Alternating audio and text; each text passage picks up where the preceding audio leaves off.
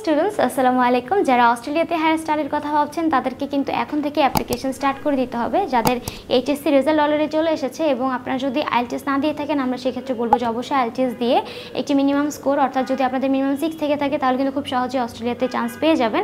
বা যাদের এখন এইচএসসি রেজাল্ট পাবলিশ হয়নি তারা চাইলে কিন্তু এখনই আইএলটিএসের কোর্সটি করে এক্সাম দিয়ে একটা ব্যান্ড স্কোর রেডি করে রাখতে পারেন। কেননা অস্ট্রেলিয়াতে ভর্তি হওয়ার ক্ষেত্রে কিন্তু অবশ্যই আইএলসের একটি স্কোর দেখাতে হয়, যাতে করে আপনারা সেখানে খুব দ্রুত যেতে পারেন।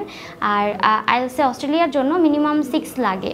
আর যারা হচ্ছে কি ফোকাস যে আমি অস্ট্রেলিয়া বা কানাডা বা ফার্স্ট যে এগুলো আছে কান্ট্রিগুলো আছে এগুলোতে যাব, তারা এখন হচ্ছে গিয়ে আস্তে আস্তে ডকুমেন্টসগুলো গুছিয়ে প্রিপারেশনটা নিয়ে ফেলেন।